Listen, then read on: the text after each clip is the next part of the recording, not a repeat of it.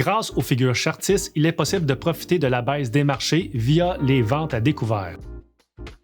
Pour profiter des figures de continuation à la baisse sur un titre boursier, il faut s'assurer premièrement que le titre se transige en bas des moyennes mobiles. Il faut toujours transiger avec le sens de la tendance du titre.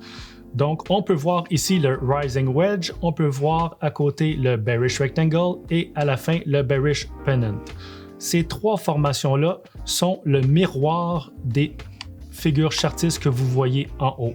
C'est tout simplement une façon de profiter de la baisse des marchés. La théorie reste la même pour la vente à découvert, sauf que c'est l'effet miroir. Donc, vous prenez la longueur de la pôle du Rising Wedge, vous partez d'en haut jusqu'en bas. Si la pôle mesure 2 $, une fois qu'il y a bris de fanion à la baisse, à partir de votre point d'entrée, vous rajoutez 2 $.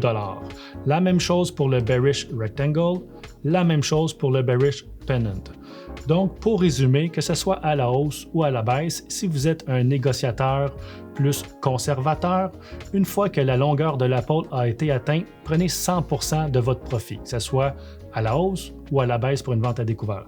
Et si vous êtes un négociateur un peu plus agressif, utilisez la technique du graphique Heikin-Ashi avec un renversement de chandelle rouge si vous êtes en position haussière ou un renversement avec un chandelier vert si vous êtes en tendance baissière avec une vente à découvert.